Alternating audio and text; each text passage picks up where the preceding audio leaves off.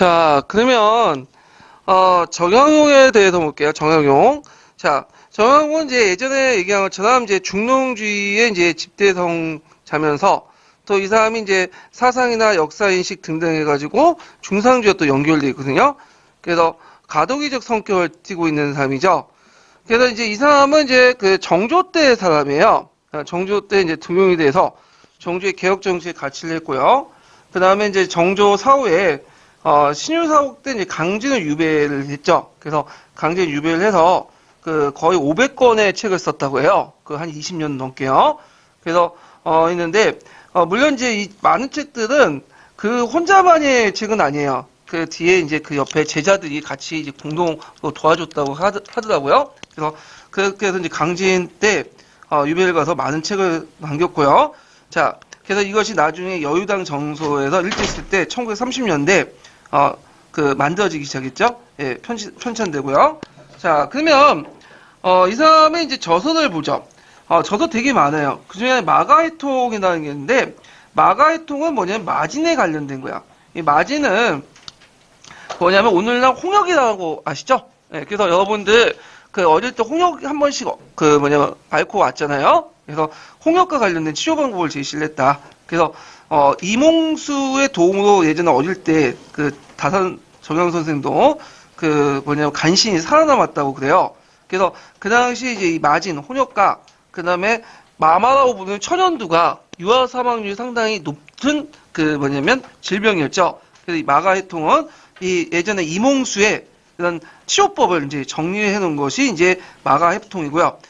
이때 이 마가해통을 쓸 때 마가해통 부록에 뭘 썼냐면 신종 종두 기법이라는 걸 정리해 놨어요. 그래서 이 신진 종두 기법은 뭐냐면 여기 이제 여러 가지 종두법 있죠. 종두법을 정리했는데 그 중에 이제 쟤네 우두법도 같이 소개했어요. 예. 그래서 우두법이 이제 도입된 건 지석영 그 해가지고 구한말 때죠. 예. 근데 이미 우두법을 알고 있었다는 거예요. 예, 그 당시에. 그래서 이 사람은 홍역뿐만 아니라 뭐도 또 관심이 가졌냐면 요런 게 그 마마라고 부르는 천연두에도 관심이 많았다. 왜냐면 이 사람의 이제 자식 중에 정형외 자식 중에 한 3명 정도가 마마로 해서 죽게 돼요. 예, 그래서 그 당시 마진하고 마마는 유아 사망률 상당히 낮추는 그 뭐냐면 병 중에 하나인데 하여튼 이런 걸 썼다라는 걸 좀 기억을 해두시면 되고요. 그 다음에 아방강역고라고 있죠. 그래서 여기는 안 나왔지만 뒤에 나와있나요? 뒤에 있네요. 이거 좀 나중에 읽고. 그다음 그 외에도 민보위, 대동수경, 경세유포 등등 이런 목민신서, 흥신서 이런 책들 썼고 그 다음에 이 사람의 신분과 직업관을 보면 양반제를 폐지를 주장하고 사족도 양반도 농사와 생산활동을 종사를 해야 된다. 그래서 양반의 군역 부담도 찬성을 했고요. 산업공상의 평등적 직업관 그 다음에 그 경영 분홍 같은 걸 적극적으로 활용할 필요가 있었다 해서 정업론이나 기업론을 장려했다. 등등이 있어요. 물론 그렇다고 해서 이 사람이 양반인데 뭐 당장 신분제를 폐지를 적극적으로 뭐 이렇게 주장한 건 아니에요 또. 그 사람 글 보면 이서층들이 이제 자기 신분 모르고 양반들한테 막 큰 소리 지르는 것도 비판하고 그래요. 예? 아직까지는 완벽하진 않았지만 나름대로 그 당시 사람들 상대적으로 비교할 때는 이런 그 측면도 있다라는 걸 좀 기억을 해두시면 될 것 같아요. 그래서 양반제 폐지를 뭐 지향했다? 이 정도 이렇게 기억을 해두시면 되고 그 다음에 예전에 또 시험 문제에 나왔던 게 기해론이죠. 이 기해론은 이제 여유당전에서 기해론에 있는데 하늘이 날짐승이나 길짐승에 발톱을 주고 뿔을 주고 등등 했는데 인간은 이들에 비해서 너무 연약하다. 근데 인간이 이들을 지배할 수 있었던 거, 그러니까 인간이 동물과 구별되는 거는 뭐 때문이다? 기해 때문이다. 이때 기해라는 기술이죠. 그래서 이 선진 기술 적극적으로 도입을 하자. 그래서 이런 이용 후생적인 어떤 측면에서 이제 되게 강조를 했고요. 그래서 이 사람이 이제 이런 측면에서 배다리를 건설했고, 그 다음에 수원성 축조의 거중기를 사용했죠. 거중기. 그래서 그 고금 도성 질성에 있는 이제 테르지의 그 기귀 도서를 참조를 했다고 하는데 배다리 건설을 주교라고 하죠 보통.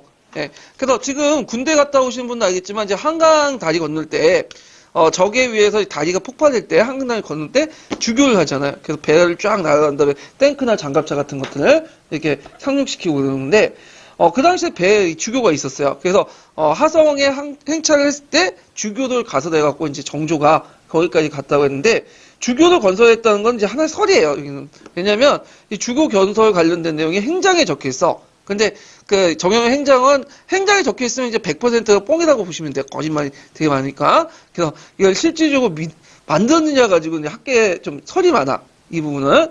자, 그렇지만 드라마나 뭐 그런 데서는 이제 정영이 그걸 만들었다 이런 식으로 얘기하는데 하여튼 있고.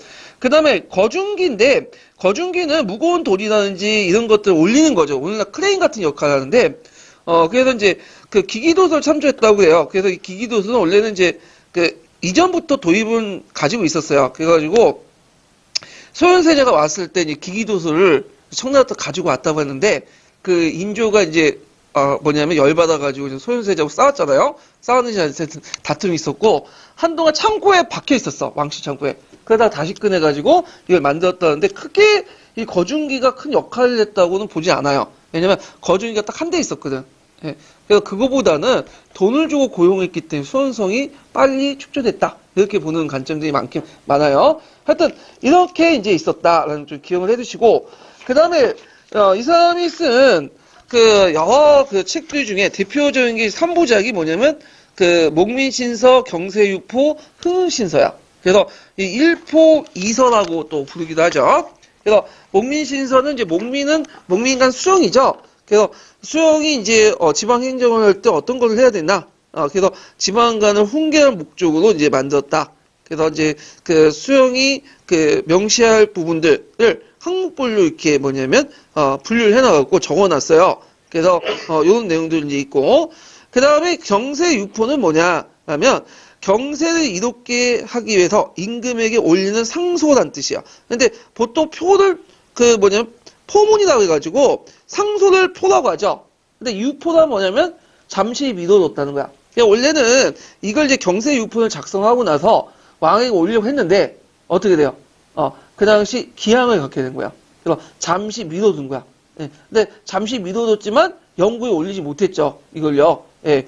그래서 이제 하여튼 경세유포란 말 요게 나왔는데 요게 내용은 중앙과 지방의 정치 제도 개혁, 그 다음에 서양의 과학기술 수요의 이용감을 이제 설치하자. 예. 지방의 부유한 농민들에게 항촌 사회에 따라서 공원도에 따라 간직을 수여하자. 그래서 건농관 같은 것들을 이제 적극적으로 활용하자. 그리고 그 여전제 차선책으로 정전제를 주장했죠. 근데 이때 정전제라는 거는 우리가 이제 알고 있는 그 맹자의 정정제가 아니에요. 예. 그래서 맹자의 정전법을 다시 재해석한 거야. 예. 이건 좀 이따 좀 얘기할게요. 자, 흥흥신서는 이제 뭐냐? 이거는 뭐냐? 흥흥이라는 것은 뭐냐면 신중하고 신중하자는 거야. 그러니까 형을 집행할 때는 신중하고 신중하게 해라. 그래서 이제 그 현정에 관련된 개혁서인데 일종의 판례지를 집대성한 거예요. 그 기존에 판례들 있죠? 이 판례들 항목별로 집대성해가지고 정리를 했어. 그래서 법의 융통성을 상당히 강조를 했다는 거. 그리고 또 성리학적 가치관도 많이 반영이 됐다. 예, 등등 해서 여러 판례들을 정리한 책들이 흥흥신서다. 그렇게 좀 기억을 해주시면 돼요. 그 다음에 이제, 삼론이 있는데, 이건 삼론은 일종의 논문집이라고 보시면 돼요.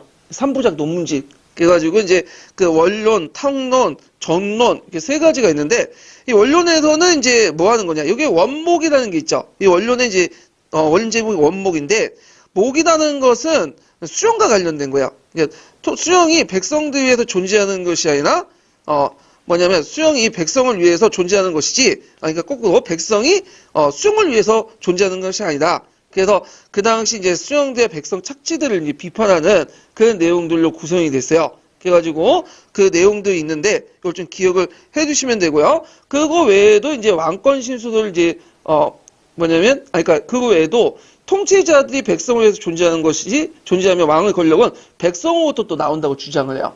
예. 근데 이때 백성은 누구냐면 사대부야. 그러니까 일반 평민들의 의견을 받아들이는 게 아니라 사대부. 그러니까 사대부들이 이제 조선시대 공론이라는 게 있죠. 공론이가 되게 사대부 여론이잖아. 그러니까 사대부들의 의견을 듣고 통치를 해야 된다.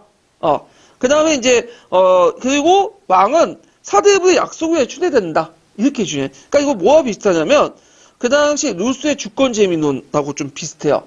예. 그래서 있고 그 다음에 탕론은 뭐와 관련된 내용이냐면 이제 그 천자는 청명의 대행자이면서 청명은 민심에서 나온다고 보고 천자가 그 청명을 거역할 경우에 교체할 수 있다. 그 다음에 이제 이 말은 천자가 뭐냐면 그 누구예요? 그 연산군처럼 포악한 군주라면 성리학적 도의를 제대로 안 지키면 뭐야? 하늘의 명을 받고 교체할 수 있다. 이렇게 주장을 하는 만큼 혁명적인 사고방식이죠. 그래서 원론하고 거의 탐론하고 비슷한데 그래서 그렇죠. 여기 탐론에서도 일반 백성들의 정치적 주체를 인정하지 않는다. 여기에서 일반 백성들이 정치적 주체를 인정하지 않고 이때 정치의 주체는 누구죠? 사대부죠. 이런 것도 꼭 기억을 해두시면 될 것 같아요. 그래서 이거는 이제 그 루소나 항조인 사상과 유사하다. 그 항조의 명의대방론 있죠? 그래서 천재 교체설 같은 거 주장하죠. 명의대방론. 그래서 명의대방론이 아마 앞서 있을 거고 그 영향을 받은 것 같아요. 제 생각에는. 그래서 그 항조인은 나중에 얘기했지만 이걸 이 사람을 중국의 누수라고 하잖아요. 물론 누수보다 더 앞서 있는 사람이지만 하여튼 그래서 원론과 탕론은 천자 교체설 추대설까지 다 앞서가 있는 거야. 이거 좀 기억을 해두시고 자, 그 다음에 전론에서 뭘 주장하냐면 여전제를 주장했죠. 여전제. 여전제는 좀 뒤에 얘기할게요. 자, 그 다음에 뒤에는 토지제도. 토지제도는 이제 별표 2개 쳐놓고 보셔야 되겠죠. 시험 문제 많이 나오는 부분이에요. 예. 그래서 이 사람의 특징은 뭐냐면 자연민 육성도 하지만 또 상업적 이익도 강조해요. 그래서 이 사람의 사상적인 특징 중 하나가 중농주의적 위견과 중상주의 위견이 뭐야? 플러스됐다고 했죠. 그래서 상업적 이윤과 경영 방식을 전제로 해서 토지 수확과 공정한 분배 이런 것도 이제 강조했다. 토지 개혁도 하면서 상업적인 어떤 경영도 같이 주장하는 그걸 주장했고 그래서 이제 그 이상으로 경영 분홍을 건농강으로 적극적으로 이제 활용하자 이런 내용도 이제 있어요. 그 위에 있는 이제 토지제도와 관련된 내용은 여전론이죠. 요거는 한문 사용까지는 해석할 필요 없을 것 같은데 그 자체는 근데 그 밑에 한문 해석 부분은 외워두세요. 원문은 그냥 한문 해석만 외워두면 원문 안 봐도 돼요. 그냥 머릿속에 그걸 끄집어내갖고 보시면 되니까. 자, 여전론은 이제 요때 여는 마을 단위의 공동 경쟁을 말해요. 그래서 여기 여는 뭐예요? 마을 여자죠. 그래서 그 마을 주민들이 여장, 그러니까 마을의 그 장, 이장을 중심으로 해갖고 공동 경작을 하고 노동력에 따라서 소득을 분배하는 제도다. 그래서 토지의 공동 소유, 공동 경작을 내용하는 공동 농장 제도로서 경자 유전의 원칙이 적용된다. 경자 유전의 원칙은 뭐예요? 토지가 경작하는 사람이 땅을 갖는 거죠. 부재주의 없이. 자, 그다음 지주제 폐기뿐만 아니라 신분제 폐기도 내포돼서 상당히 혁신적인 어떤 제도다. 그래서 능력과 노동력에 따라서 소득을 분배한다. 그래서 근대 사회주의 경제 원리와 접근했다. 그래서 보통 사회주의와 공산주의를 나누는 것 중에 마르크스 기준이면 사회주의는 뭐죠? 프롤레타리아 혁명이 끝난 후에 프롤레타리아 독재가 시작되죠. 이때 이제 사회주의가 형성되는데 사회주의는 자기가 능력한 만큼 받는 거야. 노력할 만큼. 내가 10시간이라고 그랬으면 10시간 구분 받는 거고 5시간이라면 5시간 있는 걸 받는 거죠. 근데 이제 어느 정도 이제 생산량이 올라가고 사람들의 어떤 도덕성이 올라가면 이제 무슨 단계로 넘어가냐면 공상주의 넘어가요. 그럼 공상주의는 필요에 따라서 받는 거야. 내가 만약에 10kg 필요하면 10kg 갖는 거고 5kg면 5kg. 그러니까 내가 능력이 없어도 내 필요에 따라 갖는 거야. 예, 이게 공산주의야. 얘가 사회주의와 이제 공산주의 그런 차이점이 있긴 있거든요. 그러니까 여기는 마르크스 사회주의죠. 사회주의까지는 괜찮은 것 같아. 능력에 따라서 분배받는 건. 근데 공산주의로 넘어가면 이건 이제 사회나 이런 개판 움직이는 거지 그냥 일 안 하고 그냥 놀고. 예. 자, 하여튼 이 여전론이 있다는 걸 좀 기억을 해두고. 근데 이 여전론이 실행하는 과정에서 잘 실현되지 못할 거라 생각했나 봐요. 그래서 그 대안으로 차선책으로 제시한 게 경세육포에서 제시한 정전제야. 그래서 정전제는 요때 정전제는 이제 그 맹자의 정전제를 뭐냐 재분류한 거예요. 재해석한 거야. 그냥 하자는 게 아니라. 그래서 토지의 국유화를 정조로 형성하고 그 중에 9분의 1을 공존해서 조세를 충당하고 나머지 농민에게 분배하는 게 맹자의 정전제죠. 근데 이걸 재해석했어. 현실에 맞게.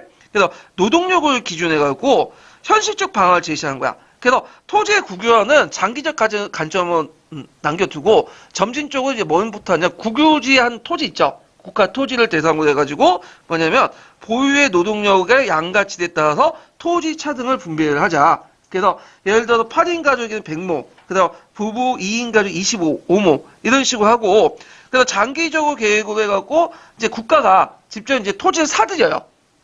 그래갖고 어떤 식으로 이제 사들이냐면 여러 가지 이제 방안을 이제 또 그 제시했는데 그 당시 이제 거기 뭐냐면 그 예를 들어서 이제 화폐 발행을 통해서 이익을 얻거나 국가가 그 다음에 또 이제 아까 이제 거기에서 그 국유에서 얻은 세금을 이제 충당해서 축적해갖고 사들이고 그러면서 점점 토지를 국가가 사들이면서 국유가 넓어지죠. 그 국유를 다시 또 이런 방식 노동력에 따라서 분배하고 그러면 결국에는 토지를 국유화시킬 수 있다. 이렇게 이제 추진하죠. 그래서 대단히 현실적인 목표를 제시하고 있다는 거. 그래서 토지 국유화를 목표로 했지만 당장 없애는 게 아니라 먼저 토지를 이제 공전 그러니까 국가의 토지를 대상으로 이렇게 하고 점점 토지를 국가가 사들여서 다시 이런 방식을 확대시키는 방식으로 해서 결국에는 궁극적으로는 자영농 육성 및 지주의 폐지를 목적으로 하고 있다. 이렇게 좀 기억을 해두시면 될 것 같아요. 그래서 여전론하고 정전제는 되게 중요하니까 시험 문제 자주 나올 수 있거든요. 그 관련된 사료를 그 포셈에서 한번 찾아보세요. 정전제도 그 포셈 사조에 있는 걸로 알고 있어요. 제가 예전에 한번 모의고사 문제 냈거든요. 예. 자, 그래서 이제 한번 받고 뒤에 넘어가서 중상주의를 보죠. 중상주의는 시기적으로 좀 약간 늦어요. 18세기 후반에서 19세기 초반, 초중반 정도 이렇게 그 사상인데 이들을 이제 뭐라고 하냐면 이용후생학파라고 하죠. 이용후생학파 다른 말로. 예. 그래갖고 이제 이용후생학파라고 이제 부른다. 그래서 이제 이용후생학파는 풍요로운 경제와 행복한 의식주 생활을 되게 강조해서 이용후생학파라 부르고 이용후생학파의 대표적인 이제 학파는 북학파죠. 박지원을 필두로 해서 예. 그래서 이들은 토지 소유 문제는 농업기술 발전을 통해 생산을 증대시킬 수 있으므로 완화시킬 수 있다 주장하고 생산력 증대를 통해 농민생활 개선 그리고 상공진흥 이런 것들을 강조하죠. 그래서 이제 이용후생학파들은 되게 노동계열의 사람들이 되게 많은데 근데 이제 의외로 그 예인 사람이 있어요. 유수원이에요. 그 유수원은 영조 때 사람인데 이 사람은 노동계열이 아니라 소동계열 사람이에요. 그래서 이 사람은 영조 때 이제 소원 출신으로 지방강을 전전하다가 그 나주개서 사건을 얽매여 갖고 엮여서 이제 처형당했던 사람이거든요. 그래서 인생이 그렇게 행복하게 산 것 같지는 않은데 되게 18세기 초반에도 중반 때 사람이에요. 그래서 중상주의 학파의 선두주자? 이렇게 이제 보시면 될 것 같아요. 자, 이 사람이 쓴 책이 이제 유명한 우서라는 책이 있어요. 그래서 이게 문답책 형식으로 이제 서술되는데 중국과 우리나라의 어떤 문물을 비교하고 전반적인 개혁안을 제시한 책이다. 이렇게 보시면 되고요. 거기에서 이제 그 우서가 여러 가지 내용도 있지만 그 중에 농업개혁 관련된 내용이 있어요. 그래서 농서도 분류해야 돼요. 예전에는 기출문제 나왔던 거죠. 우선. 그래서 토지제도 개혁보다는 농업의 어떤 상업적 경영과 기술 혁신을 되게 강조했다. 이거는 중상주의 공통점이죠. 그 다음에 신분감 및 직업감을 보면 문벌 폐지, 학교제도와 과거제도, 관리등용제도를 개선하자. 그래서 신분이 아니라 재질에 따라서 이제 관리를 기용을 하고, 그 다음에 이제 요때 선비는 신분이 아니라 그냥 하나의 직업이다. 이렇게 주장해요. 그 다음에 모든 사람들에게 교육의 기회를 제공하고, 그 다음에 이제 그 능력에 따라 관리를 선발을 주장하고, 산업공상의 평등화, 이런 전문화를 주장했다. 이렇게 이제 보시면 되겠죠. 자, 이 사람의 상업관들은, 그 당시 상인 간의 합작을 통해 경영공모 확대와 그 다음에 상인의 생산자를 고용해서 상상가 판매를 주관하는 상업자본 육성하는데, 이거는 뭐냐면, 일종의 그 자본 간의 융합을 통해서, 자본 집중을 통해서 규모의 경제를 이루고, 그 다음에 이제 그 상인 자본주의, 상인들이 생산자를 고용해서 생산과 판매를 주관하는 그런 것들을 이제 하게 되죠. 그러니까 오늘날 선대제, 메뉴표처 정도 그런 단계에서 이제 보인다. 그 다음에 대상과 소상의 제휴를 통해 상업자본 육성과 세수 확대를 제시했고, 상인들 수공업자의 지배를 권장하죠. 그래서 상인이 생산자를 고용하여 생산 판매를 주관을 하고, 그 다음에 대상인들 학교를 건립하고, 교환 건설, 지역사회 개발과 건설에 적극적으로 참여한다. 오늘날도 그런 게 많잖아요. 그래서 재벌들이 학교도 만들고, 그 지역사회에서 위해서 이제, SOC, 사회 간접자본도 투자하거든요. 물론 그게 자기의 이익 때문이지만, 하여튼, 그런 것들을 하고 있죠. 자, 그래서 있고, 그 다음에 이거 외에도 이제, 물자와 낭비와 가격 조작을 막기 위해서 상업을 또 국가 또 통제를 하자고 또 주장을 해요. 그래서 이 사람의 특징은 뭐냐면, 대상인들에 대해서 편의를 봐주지만, 뭐는 반대면, 도구는 반대. 매점 매석이나. 그래서 이제 이게 좀 특이하다라는 거죠. 자, 그 다음에 이제, 이 사람은 세가사라는 거. 세가사라는 말은 이제 알 수 있듯이, 뭘 걷는 거예요? 세금을 걷는 거죠. 상업세. 그래서 상업세를 걷는 징수기구를 만들자. 그래서 이걸 통해 국가재정 수익을 증대시키고, 그다음 화폐 유통을 강조하고 상점 개설, 우마차 이용 등등, 강업, 숭업, 수산업 등등을 증산을 하자 등등을 이제 해요. 그래서 이제 좀 시대를 앞서간 사람이다. 근데 시대를 앞서가면 항상 이제 그 뭐죠? 끝말이 안 좋죠. 그래서 결국에는 저기 처형당해서 죽게 되는데 별로 그 행복하게 살지 못하고 이제 죽은 것 같아. 너무 앞서 있으면 이게 문제가 있는 것 같아요. 이게 자. 그다음 홍대영인데 홍대영 별표 2개 쳐주세요. 보통 이제 수능에서나 이런 데서 박지원을 강조하거든. 박제가. 근데 임용에서 홍대영이 상당히 좀 시험 문제에 약간 기출 빈도가 있어요. 이 홍대영은 앞에 이제 그 뒤에 있는 박지원하고 박재가하고 같은 무리야. 같은 무리야. 그래서 같이 어울려 다녔어. 그래서 이들을 이제 합쳐서 이제 뭐라고 하냐면 북학파라고 하죠. 근데 북학과 이제 선거 조작을 이제 박지원으로 보고 있는데, 근데 나이 수로 따지면 홍대영이 좀 나이가 많아요. 박지원보다. 근데 이제 박지원은 좀 활발한 성격인데 말해서 홍대영은 약간 소극적인 사람이야. 그러니까 오늘만 존재감이 없는 사람이야, 이 사람은. 그런데 이제 사상적으로 되게 뛰어나지만 그래서 이제 박지원이 이제 뭐냐 북학파의 대가죠. 그렇지만 홍대영도 상당히 많은 여러 저서들을 남겼어요. 이 사람도 되게 유명한데 사상적으로.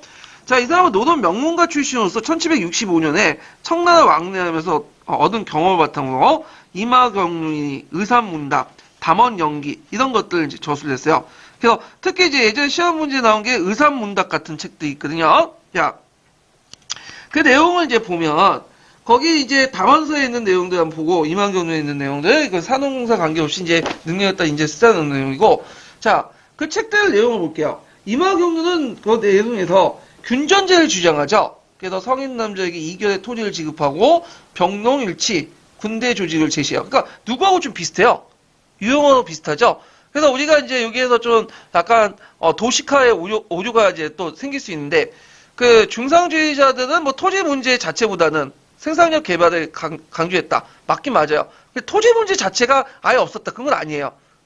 이렇게 토지제도 개혁 문제를 또 제시한 학자도 있었어요. 자, 그 다음에 놀고 먹는 선비들이 생산활동을 종사하고 교육, 인재 등을 등용하는 등 사회개혁을 주장했죠. 자, 의사문답인데 별표 2개 쳐놓으세요. 시험 문제 2번이 나왔던 거죠. 의사문답은 왜 이제 내냐면 이 사람이 이제 그 북경 여행을 배경으로 썼던 건데, 거기 이제 보면 압록강을 넘어가서 거기 앞에 봉황산, 그러니까 이제 그 가기 전에 이렇게 뭐라고 할까? 제 보통 봉황산이 아니라 무슨 말이야? 아니, 봉황성 있죠? 봉황성. 그러니까 봉황성은 이제 어디 밑에요? 그 봉금지대. 그 넘어서 이제 봉황성 기준으로 봉금지대 벗어나잖아요. 근데 그 봉금지대 사람이 아는 산이 이제 그 중간에 우무현산이 있었어요. 예. 그래서 우무현산에 이제 숨은 산은 시홍이라는 산과 그 다음에 조선학자 허자 사이에 대하체로 구성을 한 건데, 요때 이제 조선학자 허자는 누굴 대변하냐면 그 당시 이제 그 홍대영을 비롯한 조선 사대부를 대변하는 거죠.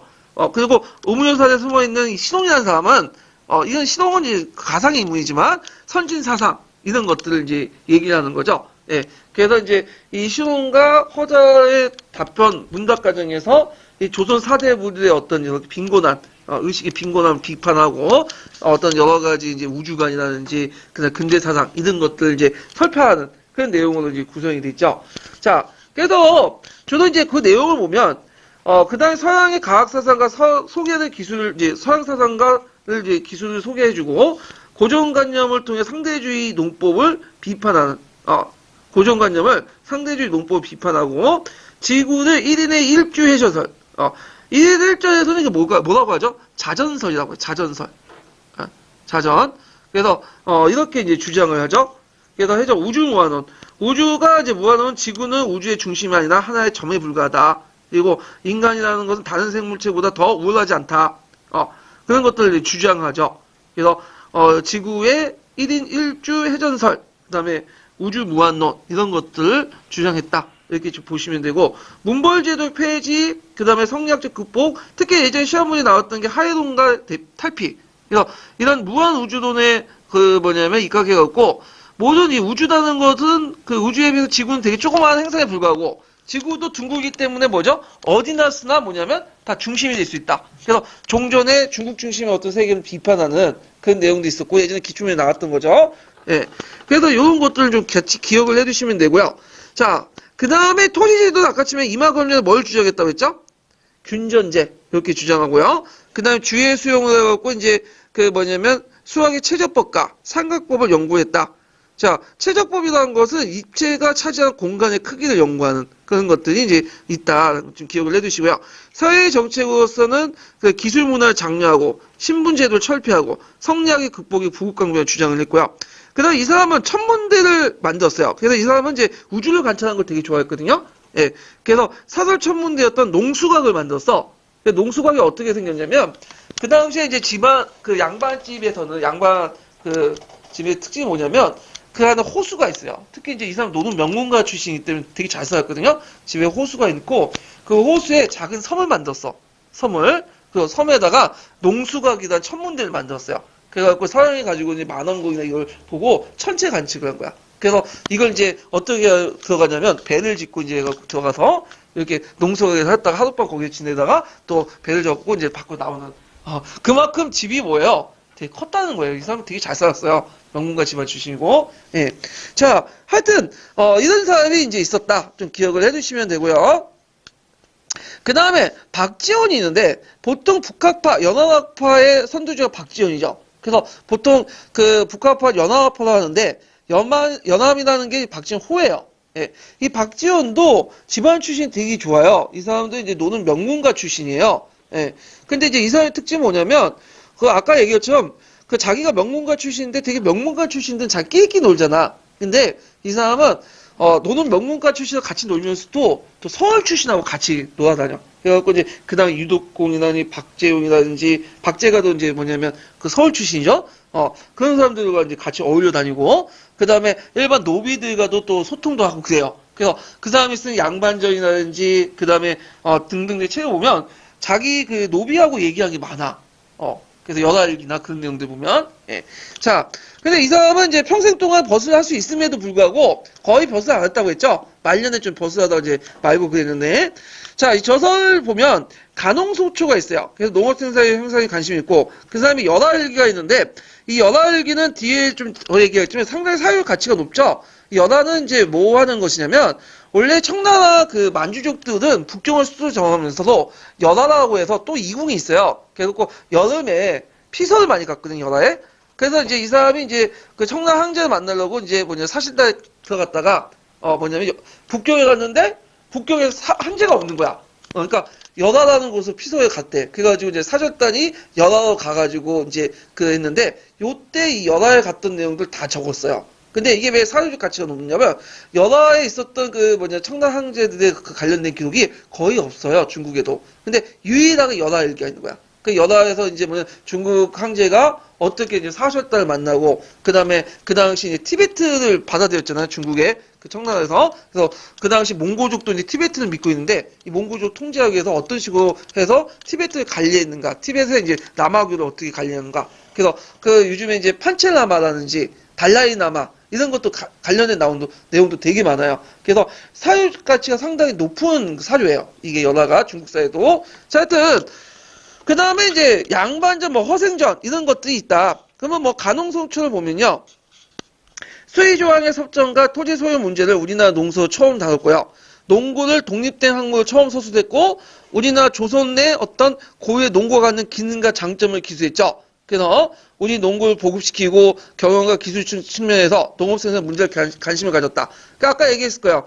그 예전에 호미가 상당히 인기가 많다고. 예. 자, 그 다음에 이제 한전론을 제시하는데 상한선을 제시했죠. 그래서 그 당시 이제 수십 년 동안 제한된 면적 이상의 토지 수요를 허락하지 않되 이전부터 소유한 토지의 매매를 계속 허용하는 상한선을 냈다. 얼마큼 이제 딱 정해가지고 그 이상은 못 팔게. 못 사게 만든 거야. 못 사게. 그래서 상한선 너무 근데 이것도 이제 한전제도 이제 그 문제가 있는데 상한선 너무 넓게 설정하면 솔직히 이게 의미가 없죠. 그리고 하한선 이익처럼 너무 낮게 설정하면 어떻게 생존에 문제가 있잖아요. 그래서 이제 한전제도 좀 약간 문제가 있지만 하여튼 이렇게 했다. 자, 연화일기는 아까 말했죠. 연화성인 청나라 항제를 별궁이 있는데 거기에서 이제 북경에서 연화까지 그 간 것을 보고드는 것들 적어놓는데 거기에 내용을 보면 수레와 선박 이용을 강조해요. 특히 수레 이용을 강조하는데 우리나라는 예전부터 수레 많이 사용했어 도구조 때. 근데 조선시대 때 그게 이제 없어졌다고 했죠. 왜? 명나라에서 뭘 요구했어? 말을 너무 많이 요구하니까 아예 군말 제약을 키우지 못하겠어.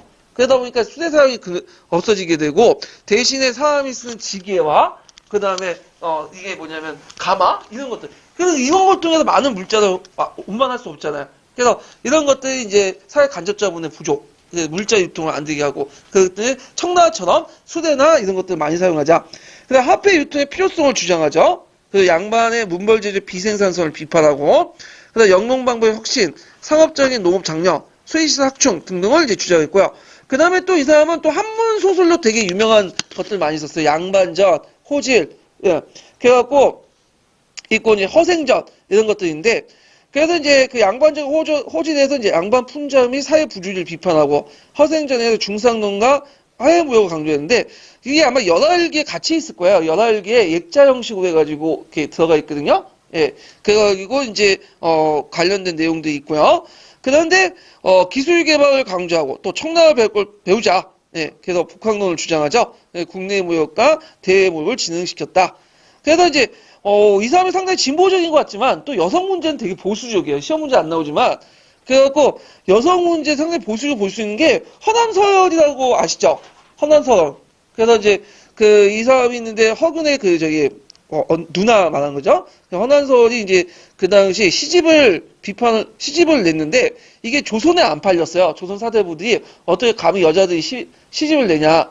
근데 중국에서 잘 팔렸거든요. 허남서열 시집이 너무 뛰어나다고. 그걸 이제 중국에 가서 보고는 우리 아녀자가 어떤 이런 시집을 내가지고 국가 망신시킨다고 그만큼 비판했는데 요게 뭐 진보라고 해서 다 여성 문제에 대해서 뭐 진보는 건 아닌 것 같아. 지금도 그렇잖아요. 지금 미투 운동의 대상들이 거의 그 전에 보수가 아니라 진보군데. 예. 자, 하여튼 있고 박지원의 손자가 그 유명한 박규수죠. 예, 또 이렇게 계승이 되는 거고.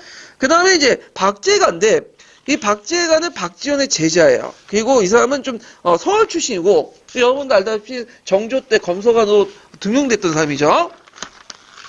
이 사람은 이제 여기에서 보시면 알겠지만 소비보다 저작보다는 뭘 강조했냐면 소비를 강조했어. 그래서 물건도 계속 써야 되고 그 여공도 이제 물건을 계속 써야지 만드는 것처럼 셈도 계속 재물도 써야 되지 경제가 돈다. 그래서 이 사람은 이제 소비도를 되게 강조했다. 저작보다는 그러니까 대표적인 저서가 북학이고요. 그 다음에 상업 발달 도모하기 위해서 청나라 통상을 강화하고 이 사람도 이제 자기 스승과 함께 수레와 성박 이용, 그 다음에 벽돌 같은 걸 이용하자. 그래서 이 벽돌은 이제 뭐 때문에 이제 이용하자면 그 벽돌이 이제 뭐냐면 인장능도 좋고 그 다음에 튼튼하게 집도 지을 수 있다. 특히 중국에서는 벽돌 많이 사용하죠. 왜냐면 항아강 유역이 되게 지능이 많다 보니까 이게 지능을 구워가지고 말려가지고 만든 전돌들이 많은데 그래서 이제 우리나라에서 조선후기 때 수원성 같은 거 있죠. 수원성은 기본적으로 하강을 가지고 이제 만들었지만 공신동 같은 거 튀어나온 부분들 공격받기 편한 부분들은 어디냐면 벽돌로 만들었어 일부. 예. 그래서 이제 이런 것들이 있고 신분제 타파를 주장했다. 자, 그 다음에 이제 이 사람이 이제 주장한 게 양반의 상업종사도 주장했죠.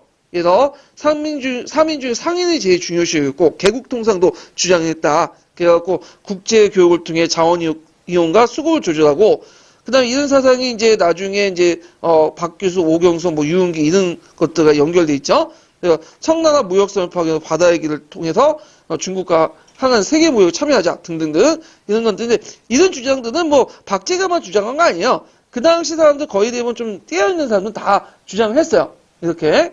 자, 그래서 이제 이렇게 해서 이제 한번 봤고요. 그 다음에 실사구실학파 볼게요. 실사구실학파는 이제 19세기 전반기 때 개혁 사상인데 실사구실이라는 말은 뭐냐? 있는 그대로를 지향하는 거야. 예전처럼 성리학적 가치관에 의해서 허구된 세계를 지향하는 게 아니라 이와 기가 어쩌고 그거는 보고 들은 것도 있는 그대로 보는 거야. 주로 이제 19세기 때 노동 경화사족들 있죠. 노동 직권층들이 이제 실사구실학파들 했는데 그다음 권력 문화에 영향을 받았다고요. 근데 이 사람들이 문제점이 뭐냐면 실사구시까지는 괜찮은데 경세 치고는 못 나갔다는 거지. 그러니까 있는 그대로인데 이걸 가지고 이제 국가를 위해서 경제적으로 풍요하게 만들고 농민들의 어떤 생활을 개선하고 그런 게 아니라 주로 이제 문자를 해석하고 그다음 어떤 연구 방법도 있죠. 이거 그다음 금속 문제 연구하고 그러니까 백성들 입장일 땐 전혀 뭐냐면 필요 없는 것들 고중학적인 거 학문의 방법론 이런 것들만 연구한 거야. 그러다 보니까 이제 현실 문제의 어떤 해결력을 떨어졌다. 그러니까 고중학 청나라 고중학 그대로 이어받은 거야 문제점은요. 자, 그래서 이제 이 실사구시학파들이 이제 특징인데 주의할 건 그렇다고 해서 전반적으로 다 현실 문제 관심 없었던 건 아니고 되게 그렇다는 거예요. 되게. 예, 그 중에 일부는 또 현실 문제 또 적극적인 개선처럼 또 주장하는 사람도 있어요. 예. 자, 그러면 이제 또 이제 보면 실사구시학파의 대표적인 사람이 누굴까요? 김정희죠. 김정희. 그래갖고 이 김정희인데 그 김정희와 관련돼서 예전에 시험 문제 나왔던 게 뭐냐면 이 사람은 이제 그 고중학자면서 또 서예가로 유명한데 금속 가학록이라고 아시죠? 예. 그래서 예전에 한번 했던 진왕 순수비 밝혀냈던 금속 가학록, 금속 가안록이죠. 예. 그 다음에 이제 있고 이 사람은 또 예전에 한번 뭐가 문제가 나왔냐면 이 사람은 또 그림도 많이 그렸어요. 세안도 있죠. 예전 19세기 때 세안도 하고 그 다음에 난초를 쳤어. 그래서 뭐냐 난초를 친다고 하죠. 보통 난초를 잘 치는 사람이 두 명이 있는데 한 명이 대원군하고 또 뭐냐면 이 사람이 김정희 그 사람이에요. 예. 그래서 이제 뭔가 해화사에서는 복구적인 어떤 성격의 그림을 많이 그렸다. 근데 좀 약간 이제 실사구시가 좀 먼데 여기 해화 측면에서는 하여튼 이런 사람들이 있다는 걸 좀 기억을 해두시고 서유군은 예전에 한번 시험 문제 나왔죠. 서유군은 대표적인 저서 책 이름을 외워두세요. 임원경제지하고 위상경제책이 있어. 이 사람은. 자, 임원경제지는 이제 조선후기의 농업경영 기술 혁신을 종합해서 생산력 제고와 경영 분홍 같은 원리를 바탕으로 임노동자의 지주제 구상을 체계했다. 그래서 지주 전원제를 인정하는 것을 농업 생산력을 확대시키려고 했고 그 다음에 경영 분홍의 중요성을 이제 강조를 했는데 이 임원경제의 특징은 뭐냐면 농촌에 관련된 내용들 다 적어놨어. 그러니까 좀 약간 백과사전적인 어떤 특징을 가지고 있어요. 그래서 농업기술 외에도 여러 가지 뭐 의학과 관련된 문화생활과 관련된 것들 같이 살았다. 실어놨다는 거죠. 그러니까 오늘날 말하면 농촌에 사는 뭐 길라잡이, 농촌의 어떤 실용적인 어떤 책을 이제 썼는데 그 임원경제지에서 이제 고구마 관련된 내용이 나와요. 고구마가 이제 19세기 때 이제 대마도를 거쳐서 우리나라 보급되잖아요. 이 고구마를 처음에 사람들이 안 먹으려고 했어. 왜 안 먹으려고 했냐면 못생겨서. 못생겼는데 고구마 먹어보니까 맛있거든. 생산도 되게 잘 되고 그래서 사람들 많이 먹자. 못생겨서 안 먹는 음식들이 꽤나 많았어. 지금 감자 많이 먹잖아. 원래 근데 감자가 처음에 유럽에 도입할 때 안 먹으려고 했어요. 왜냐면 못생겨서. 예. 근데 먹어보니 맛있거든. 예. 그래서 그런 거 있고 악어 있죠. 악어도 원래는 갖다 버렸잖아요. 근데 먹다 보니까 맛있거든. 왜 갖다 버려? 못생겨서. 예. 자, 그래서 못생긴 거하고 이제 맛있는 건 또 별개의 문제인 것 같아요. 예. 자, 하여튼 그런 게 있고 그 다음에 예전에 시험 문제 나온 게 둔전제죠. 요번에 이제 이 둔전제 위상경제책에 나온 이때 둔전은 민둔이에요. 민둔. 그러니까 둔전이 크게 두 가지가 있어요. 농경일치의 군둔하고 그 다음에 민둔인데 여기는 민둔과 관련된 거죠. 이거는 어디에서 착상을 받았냐면 그 당시 이제 그 수원을 경영하는 과정, 하성 경영 과정에서 하성의 자급도를 높이기 위해서 주변에 저수지도 만들고 뭐도 만든다고 했죠? 농장도 만든다고 했죠. 그래서 그게 영향을 받아가지고 제시한 것이 이 위상경제책에서 제시한 둔전제다. 그래서 주요 도시에 국가 시범 농장인 둔전을 설치하고 혁신적인 농법, 경영 수입을 통해서 국가의 재정을 보충하려고 했다. 그래서 그 당시 정조가 하성 부근에 설치한 대운둔 농장에 큰 영향을 받았고요. 그때 누굴 적극적으로 참여하려면 경영 분홍을 참여하자. 그래서 이들을 이제 뭐냐면 둔전에 참여시켜갖고 여러 농법 기술들을 가르쳐 준 다음에 그들로 하여금 또 지방에 내려가고 또 지방을 채용하고 이들이 농업 기술 확산을 시키는 그 역할을 하자. 오늘날 말하면 새마을 운동 정도? 그렇게 이제 하자고 주장을 해요. 자, 그래서 이거 예전에 한번 객관식 기출로 이렇게 나왔으니까 좀 기억을 해두세요.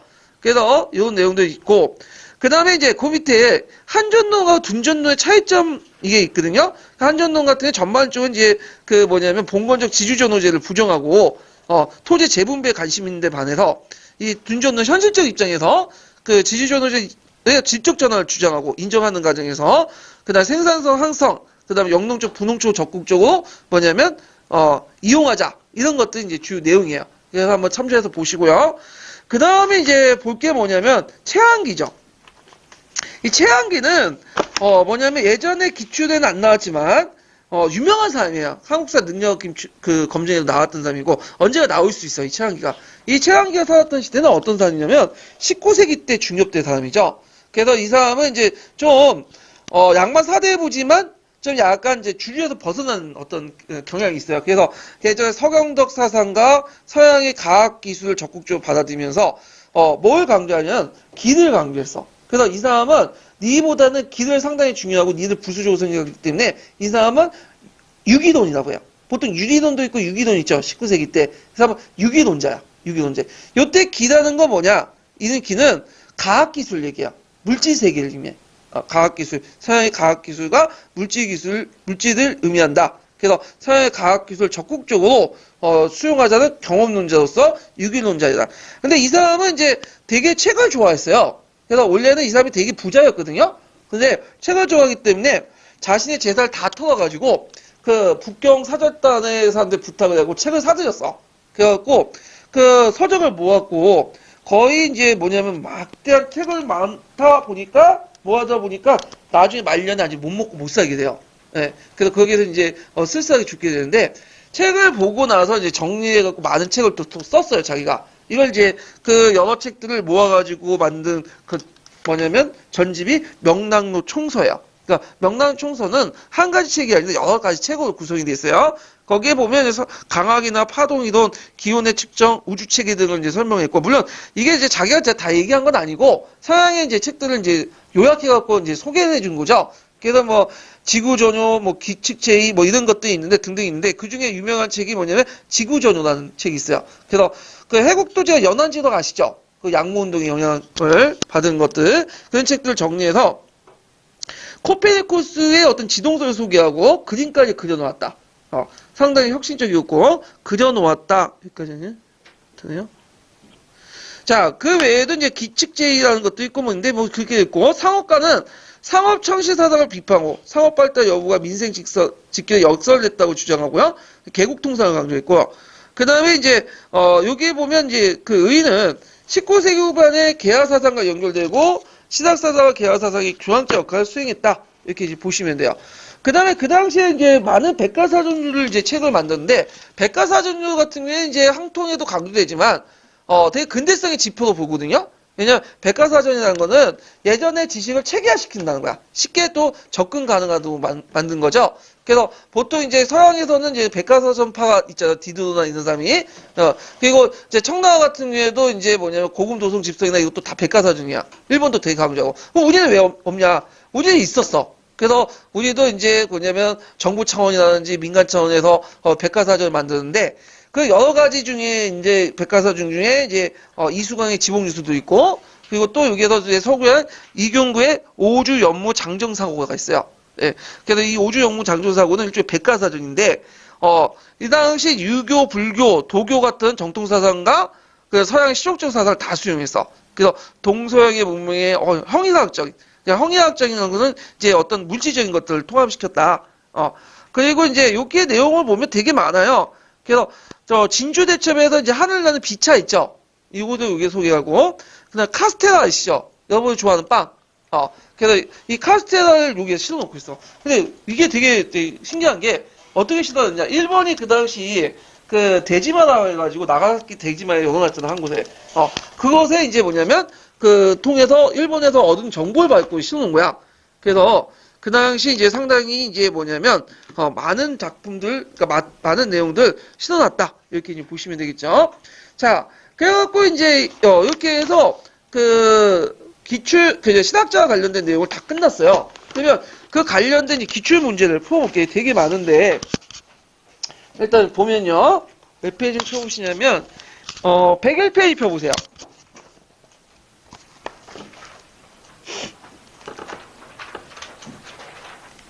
100페이지 펴봐야 되겠다. 100페이지.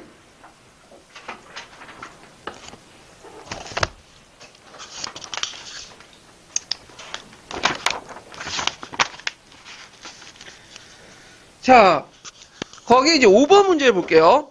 조선 후기 때 시각적 분위기 속에서 나타난 진보적 지시 학문적 경향은, 자, 시각이라는 뜻이 뭐예요? 실제 연구하는 학문이죠. 그러니까 2번이 그대 나오죠. 간접적 차원에서 머물고 있는 의술이 과학적 경향을 띠게 됐다. 이건 나중에 얘기했지만 대표적인 동의보감이죠. 동의보감은 예전에는 이제 그 의학을 설명할 때 음양에 관련된 내용이 있고, 그러니까 형이삭적인 내용들을 되게 강조했는데, 물론 동의보감에 그런 내용도 있긴 있지만, 이 동의의 주요 내용이 뭐냐면, 임상적 경험을 바탕으로, 임상이 뭐예요? 그 다음에 의사가 환자를 접해보면서 했던 경험들을 바탕으로, 처방전을 바탕으로 만들었다는 거. 그러니까 자기가 보고 들은 것들을 경험하고 관찰한 걸 적어놓은 것이 이런 특징을 가지고 있는 것이 동의보감이다. 예, 그래서 되게 시각적인 어떤 특징을 갖고 있고요. 그 다음에 이제 그 사물을 관찰함에 있어서 사변적, 구변적 방식을 중시했다. 예. 그리고 이제 이거는 좀 약간 형이상적인 어떤 특징을 갖고 있죠. 그 다음에 3번 논의의 초점이 통치권 강화된 권력구조에 집중돼 있고, 근데 농업하고 산업진흥 같은 것들이 있고요. 이건 이게 틀리죠. 명분론이 절대적 권위를 가졌고 사유논리를 획일적으로 전개했다. 이거는 이제 뭐냐면 그 17세기 때 내용이고, 예. 그래서 답이 2번이겠죠. 그 다음에 이제 6번 문제 볼게요. 자, 6번 문제 시각에 관련된 이제 시각의 역사야. 시각의 어떤 연구사. 이거 관련된 건데. 자, 6번은 시각에 대한 연구는 시기별로 시각을 달리하여 활발하게 이루어졌다. 이에 대한 설명 오는 것은, 자, 한만의 역사학자는 사장에 대응해서 경학의 관점에서 시각을 연구해. 이거는, 뭐와 관련된 거냐면, 이제 조선 초기 때 관련된 내용이고, 그러니까 시각이라는 게 상당히, 뭐냐면 다이성을 띠고 있다고 했죠? 예, 근데 우리가 생각하는 시각은 그런 의미가 아니에요. 조선 후기 때 시각을 얘기한 거고. 자, 1930년대 역사학자들은 시각을 응용과학적 실용학문으로 이해하고, 이에 관심을 갖기 시작한 건 20세기 초예요.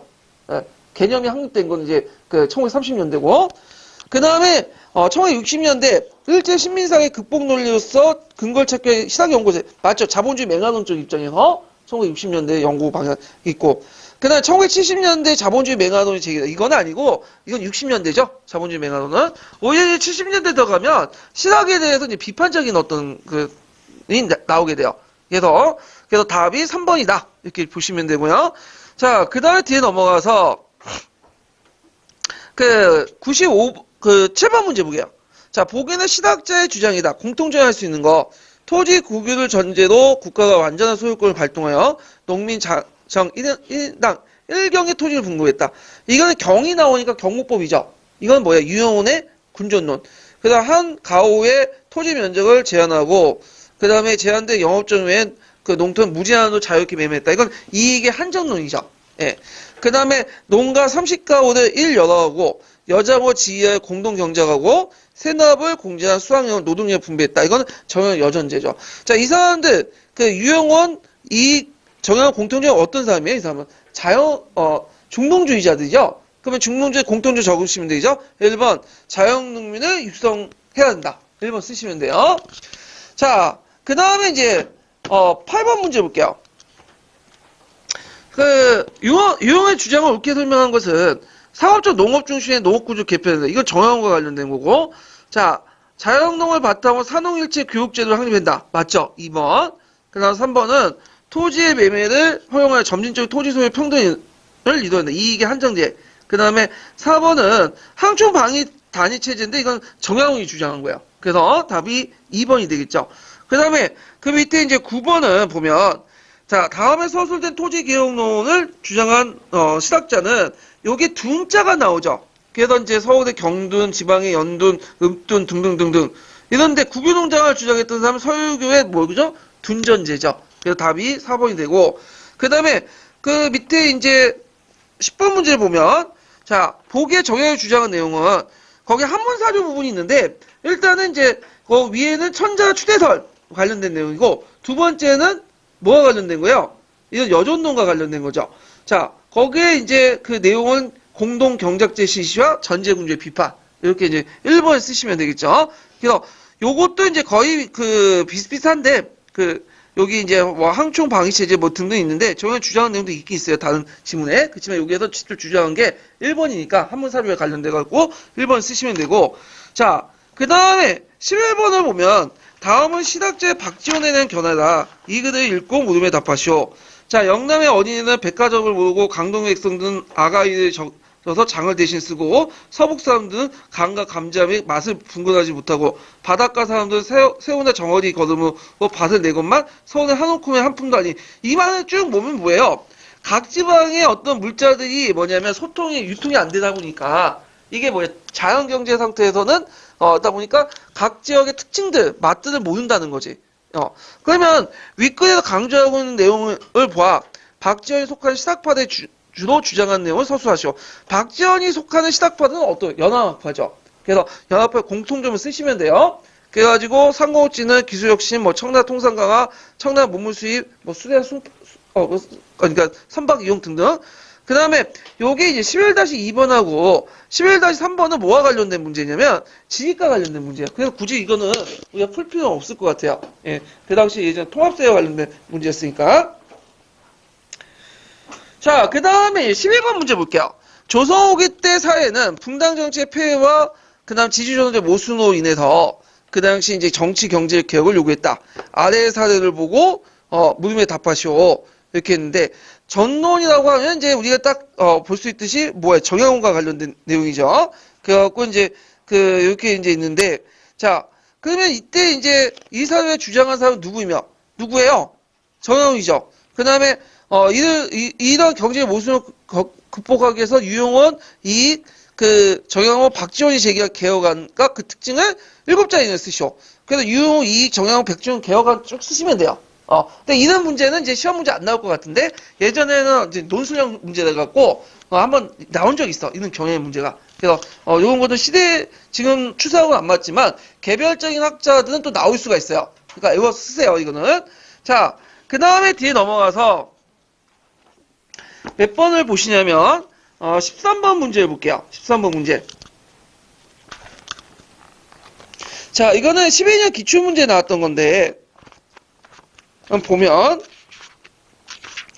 자 여기에 보면 이제 가와 다의 저자에 대한 설명 오는 것은 자 가는 중국의 물산이 풍부할 뿐만 아니라 한 곳에 머물지 않고 유통된다. 이건 수레를 사용한 이익이다.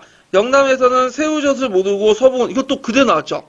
요 가해문은 누구에 나오냐? 박지원의 연하에게 나온 내용이야. 그래서 물류수단으로서 수레 이용을 강조한 부분이죠. 예, 이런 것도 있고.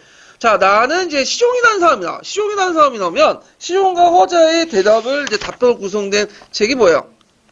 의산문답이죠. 그래서 이제 홍대영이 베이징에 다녀온 경험과 사상을 토대로 그 당시 이제 시종하고 조선왕자 허자 사이에 대화로 구성됐던 의산문답과 관련된 내용이고, 자, 다는 이제 어디에 갔냐? 아까 이제 그 책에도 내었던 그 정약의 기회론이죠. 그래서 인간이 동물과보다 뛰어난 것은 뭐 때문이야? 기술을 가지고 있기 때문이죠. 그래서 이런 것들 이제 있죠. 자, 그러면 내용을 이제 볼게요.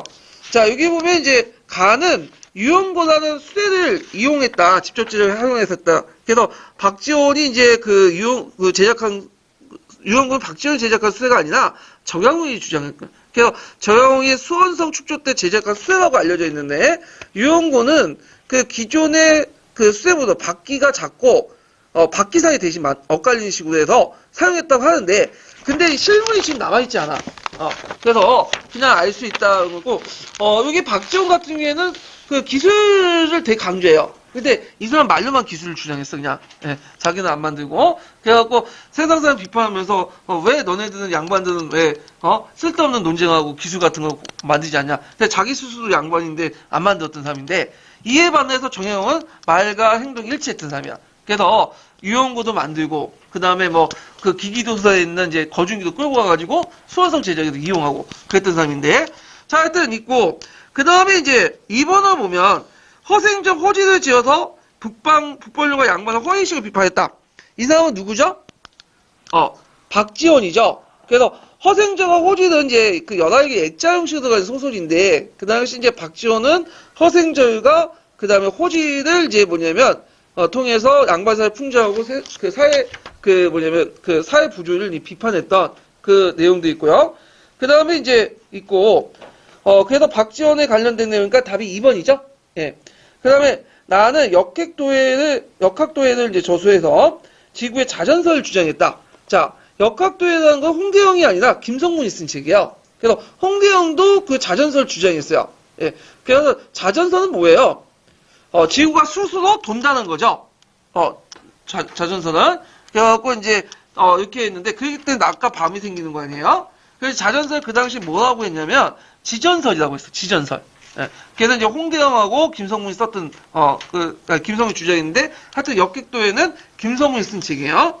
자, 그 다음에, 나는 청에 가서 천주교 세례를 받고, 서학서로서 다수 구입해 기국하였다. 자, 천주교 세례를 받은 사람은 누구냐? 홍대영이 아니라 이승우죠. 예, 그래서 최초 이제 이승우이 정조 7년 때 북교에 가서 서양 신부에게 최초 영세를 받았고요. 예, 그래서 이제 이런 내용들이 이제 틀렸으니까 이제 보시면 되고, 4번은 이제 중국과 조선의 역대사물 1400개 향을 고중학 백과사전 편찬했다. 자, 이거는 이제 19세기 중요 때 이균구가 썼던 백과사전의 형태인 오주연무 장정사고예요. 아까 시험에 소개했던 조연이 쓴 게 아니라, 그래서 이 사람은 오주연무 장정사고에서 역사, 경학, 천문, 지리, 불교, 서학 등에서 1417개의 항목을 달하는 내용을 범주법적인 어떤 서울 통해서 이제 범주법적 고중학을 이용해서 이용했는데, 거기 오타가 좀 있네, 해석 부분에. 그 항복이라고 되어 있는데, 항목이에요. 예. 그래서 백과사전 편찬을 통해서 종전의 지식을 집대성하고 체계적으로 분류하는데 큰 공헌을 했다. 이렇게 이제 보시면 될 것 같아요. 그래서 이제 맞는 거니까 답이 2번이 되겠죠. 자, 그 다음에 이제 14번 문제 볼게요. 자, 14번 문제는 뭐와 관련된 일단 허자란 많이 나왔으니까 이제 일단은 이게 공대형 위사문답이라는 걸 이제 볼 수가 있어요. 그래서 그 내용 줄친 부분은 예전에 기출에 나왔던 것이 더 나온 거야. 한문으로. 한글 나왔던 것이 나중에 풀어보겠지만, 자, 중국어 서양에 대해서 경계의 차이가 180도에 이른다. 중국의 사람들은 중국어로서 정계, 정확한 경계를 여기고 서양은 지계, 거꾸로 된 경계를 여긴다. 거꾸로 이제 또 보는 거죠. 서양 사람들이 그러니까 자기가 밟는 땅에 따라서 뭐냐면 달리 본다. 자기가 정계가 될 수 있고 그 다음에 또 방방도 될 수 있다. 이렇게 이제 주장을 하잖아요. 그러니까 이거는 뭘 탈피하자는 거죠? 중화 중심의 세계관 탈피. 이렇게 쓰시면 돼요. 요 예문이 그 예전에 기출에 또 나왔던 걸 또 한 번 번역해서 나온 거야. 한 번 다시 원문 실어나오고, 예, 그건 나중에 좀 다 이따 이제 좀 살펴보기도 하고. 그냥 뒤에 넘어가서 15번 문제 풀어봤죠. 예, 천주교 관련된 문제 풀어봤고, 그 다음에 16번 문제 볼게요. 자, 다음은 이제 조선 후기 때 시닥자 3인의 새로운 세계관을 엿볼 수 있는 자료다. 가 나를 통해서 파악할 수 있는 공통된 역사인식의 특성과 다의 요지를 써라. 이렇게 있는데, 자, 여기에 보면 가는 누가 이제 말하냐면, 그 이익이라는 사람이 이제 마테우치의 공영만국 정도를 보고, 그 중국도 여러 나라 중에 하나라는 걸 인식하게 된 거야. 그래서 중국이라는 것도 대지 가운데 한 조각에 불과하다. 그래서, 이렇게 인식하면서 지리적인 어떤 중국 중심을 벗어나게 되니까, 또 역사관도 어떻게 해요? 역사관도 역사적 인식 변화에서 큰 영향을 주죠. 중국 중심의 어떤 역사를 변화를 시키죠. 자, 그 다음에 이제 나는 이제 누구와 관련된 거냐면 아까 얘기한 그대로 나왔죠. 중국과 서양은 180도 차이가 있고 등등등등. 이건 누가 내요? 홍대영이에요. 홍대영 내용 그대로 내온 거야. 책에. 그 다음에 이제 있고 그 다음에 이제 그 가와 나의 공통점이 뭐예요? 우리나라 역사의 독자성을 인식하고 중국 중의 세계를 부정했다. 이렇게 쓰시면 돼요. 예. 자, 그 다음에 다의 요지는 뭐냐? 다는 이제 누가 얘기한 거냐? 정영훈의 글인데 예전에 한번 얘기했을 거예요. 그 정영훈이라든지 그 당시 북학파의 공통된 생각은 뭐냐면 그 하와 이의 구분이 이제는 그 민족이라든지 지역이 아니라 어떤 거예요? 문화적 역량에 따라 달라진 거죠. 그래서 성인의 법은 중국이면서 오랑캐 같은 행동하면 오랑캐가 대우하는 거고 오랑캐면서 중국 같은 행동하면 중국과 대우하는 것이다. 결국에 중국과 오랑캐 구분은 도의와 정치에 달려있는 거지 지역의 사례가 달려있는 게 아니다. 그래서 이 사람이 이제 이거 쓰면 돼. 중화와 오랑캐 구분한 건 지역이 아니라 정치와 도의에 따라서 구분된다. 이거 누구하고 이제 비슷하냐면 옹정제 주장하고 그대로 비슷해. 대의강조 그 내용이 그거 있거든요. 예. 그래서 이런 내용들 이제 같이 연결시켜서 이제 보시면 될 것 같아요. 자, 그래서 이제 이렇게 해서 이제 한번 봤고 18번은 이제 마태원이 이거 좀 뒤에 얘기하죠. 이거는. 예. 자, 그러면 서브노트와 관련된 내용을 한번 찾아볼게요. 요 관련돼서 194페이지 내용을 볼게요. 194페이지.